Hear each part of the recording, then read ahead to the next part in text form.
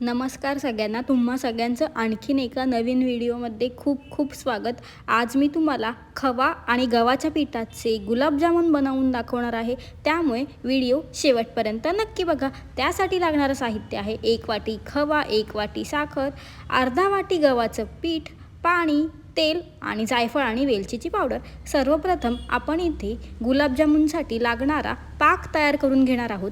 1 वाटी पाणी तर 1 वाटी साखर हे प्रमाण आहे। हे सगळं छान मिक्स करून घ्या। पूर्ण साखर वितळून झाली ना की त्याच्यामध्ये आपल्याला जायफळ आणि वेलचीची पावडर टाकायची आहे। जर तुम्हाला नसेल आवडत तर तुम्ही नाही टाकली तरी चालेल, पण मी इथे टाकली आहे।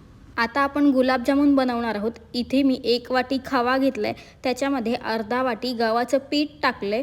मैद्यापेक्षा गव्हाचं पीठ वापरलेलं कधीही चांगलं आणि हे गुलाबजामुन खूप छान होतात। आता आपल्याला हे असंच मिक्स करून घ्यायचं आहे। ह्याच्यामध्ये आपल्याला अजिबात दूध किंवा पाणी वापरायचं नाही आहे। खव्याचं मिक्सचर मिक्स होईपर्यंत आपला इथे छान पाक तयार झालाय। 1 तारेचा पाक तयार झालाय आपला छान। आता आपलं छान हे मिश्रण तयार झालंय। आता आपल्याला ह्याचे छोटे छोटे गुलाबजामुन बनवून घ्यायचे आहेत। तुम्ही तेल किंवा तुपाचा हात घेऊ शकता गुलाबजामुन वळण्यासाठी। आम्ही इथे नाही घेतलाय, तसे पण खूप छान वळता येतात हे गुलाबजामुन माव्यामुळे। असं एक एक करून सर्व गुलाबजामुन आपल्याला तयार करून घ्यायचे आहेत।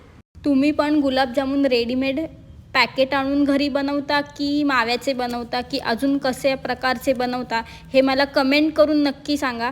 आणि हे आम्ही केलेले गुलाबजामुनची रेसिपी तुम्ही नक्की ट्राय करून बघा। मी खरं सांगते खूप छान होता ते गुलाबजामुन। हे सर्व आता वळून झाल्यानंतर इथे मी तेल तापत ठेवलेलं, त्याच्यामध्ये आता मी हे एक एक गुलाबजामुन लाल रंग येईपर्यंत फ्राय करून घेते।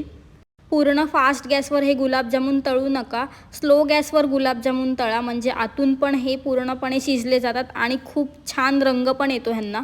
आता सर्व एक एक करून मी हे गुलाबजामुन तळून घेते, म्हणजे जसे तळून होतील तसे तुम्ही पाकात टाकू शकता, पण मी इथे सर्व एकत्र तळून घेते आणि मग नंतर एकत्रच पाकात टाकणार आहे हे गुलाबजामुन मी। आता हे माझे सर्व गुलाबजामुन तळून झालेत, तुम्ही बघू शकता किती सुंदर रंग आलाय गुलाबजामुनला। आता हे मी पाकात टाकणार आहे। पाक मी हा तयार करून घेतला होता, 1 तारेचा पाक केलाय मी, खूप सुंदर पाक पण झालाय। आता त्याच्यामध्ये मी गुलाबजामुन टाकणार आहे। इथे खूप छान असा पाक तयार झालाय 1 तारेचा।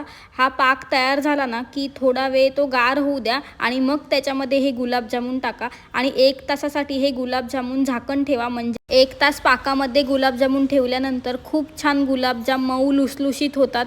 अगदी जसे विकत माव्याचे गुलाबजाम मिळतात तसे अगदी गुलाबजामुन होतात। Please subscribe.